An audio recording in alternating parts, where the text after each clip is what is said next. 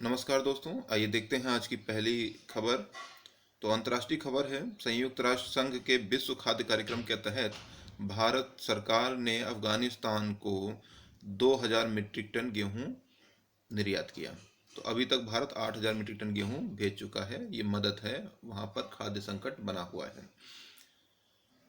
कर्नाटक उच्च न्यायालय ने शिक्षा संस्थानों में हिजाब पर प्रतिबंध देने वाली जो भी याचिकाएं थी उन्हें खारिज कर दिया है और कहा है कि इस्लाम में हिजाब की अनिवार्य धार्मिक प्रथा नहीं है। इस्लाम में हिजाब जो है अनिवार्य धार्मिक प्रथा नहीं है, इसलिए शिक्षा संस्थानों में हिजाब नहीं पहन सकते आप। दूसरी खबर जो है वो इलेक्ट्रॉनिक और सूचना प्रौद्योगिकी मंत्रालय के से है। सूचना प्रौद्योगिकी अधिनियम की धारा, ये याद रखिएगा, धारा 69A के तहत किसी भी कार्यक्रम पर रोक लगाने का अधिकार देता है। ठीक है ना। तो ये खबर है भैया, इसकी धारा याद रखिएगा। सूचना प्रौद्योगिकी मंत्रालय जो है के उल्लंघन के लिए, जो सूचना का उल्लंघन कर रहा है अगर कोई भी कार्यक्रम, तो उस पर रोक लगाने का अधिकार है।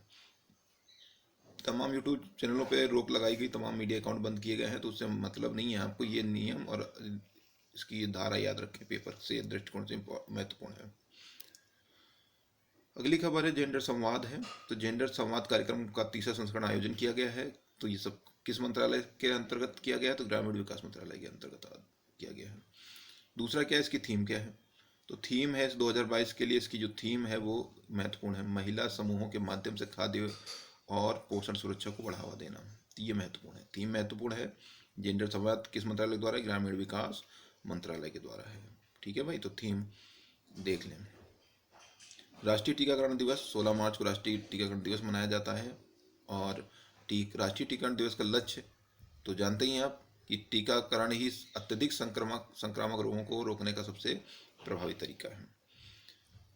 इसमें क्या है, 2022 की थीम आपको जरूर याद होनी चाहिए, वैक्सीन वर्क फॉर ऑल। ये बिल्कुल महत्वपूर्ण है। 2022 16 मार्च को टीकाकरण दिवस मनाया जाता है और 22 की थीम क्या है, वैक्सीन वर्क फॉर ऑल। उसके बाद एक महान स्वतंत्रता सेनानी के बारे में चर्चा करते हैं हम लोग, लाला लाजपत राय। सब लोगों ने इनका नाम सुना होगा, इन्हें पंजाब केसरी भी कहते हैं। इनके महत्वपूर्ण कार्यों पे भी थोड़ा सी नज़र डाल लेते हैं, जो पेपर के दृष्टिकोण से बहुत महत्वपूर्ण है और हर दूसरे तीसरे एग्जाम में इनसे प्रश्न आ ही जाता है। तो सबसे पहले पंजाब नेशनल बैंक की स्थापना की थी और लक्ष्मी बीमा कंपनी की स्थापना की थी। देखिए आज से 100 साल पहले की बातें हैं। बताइए कितने बुद्धिमान व्यक्ति थे, ये आप आंकलन लगा लीजिए। और भारतीय राष्ट्रीय कांग्रेस में जो गरम दल के 3 प्रमुख नाम लिए जाते हैं, लाल बाल पाल, उसमें पहला नाम लाल जो है वो इन्हीं का है। 1928 में साइमन कमीशन के आगमन के विरुद्ध में प्रदर्शन कर रहे थे, तो उसी में लाठीचार्ज हो गया, उसमें जिसमें ये घायल हो गए और 17 नवंबर 1928 को इनकी मृत्यु हो गई। तो इन्होंने लाठी जब चार्ज हुआ तो उन्होंने कहा था कि मेरे शरीर पर पड़ी एक एक लाठी ब्रिटिश सरकार के ताबूत में एक एक कील का काम करेगी। तो ये कथन भी पूछ लिया जाता है अक्सर पेपर में, किसका कथन है? तो ये इन्हीं का कथन है, ये आप याद रखें। ठीक है भाई, और ऐसा हुआ भी है। लाला जी की मौत का बदला जो है तो आप जानते ही हैं, क्योंकि ये बड़े उस समय क्रांतिकारियों में बड़े प्रसिद्ध थे, लोगों के लिए प्रिय नेता थे। तो उसकी मृत्यु के लिए चंद्रशेखर, भगत सिंह, राजगुरु, सुखदेव, अन्य जिनके नाम इसमें नहीं भी हैं, मिल करके बदला लेने के लिए प्रयास किया। और 1 महीने में ही जो है सैंडर्स जो इसमें ब्रिटिश जो अधिकारी था, पुलिस अफसर था, उसको गोली मार करके हत्या कर दी। अब इसमें एक प्रश्न ये आता है कि उस हत्या फांसी चढ़ाई गई थी, लोग देखे होंगे आप टीवी में, फिल्मों में, तो उन लोगों नाम पूछ लेता है कि कौन कौन फांसी पे चढ़े थे साथ में। तो राजगुरु, सुखदेव, भगत सिंह, ये नाम बहुत महत्वपूर्ण है, बिल्कुल याद रहे। राजगुरु, सुखदेव, भगत सिंह। अक्सर लोग फिल्म तो देख लेते हैं, बाद में पेपर में क्वेश्चन आ गया तो भूल गए। ठीक है, तो ये 3 नाम थे, राजगुरु, सुखदेव और भगत सिंह। इनकी रचनाएं देख लीजिए, रचना के क्षेत्र में भी इनका बहुत बड़ा योगदान है और यहाँ से भी प्रश्न पूछ लिया जाता है। तो सबसे पहले इनकी देखिए, दुखी भारत, यह अनहैप्पी इंडिया के नाम से भी अंग्रेजी में प्रकाशित हुई थी, दुखी भारत।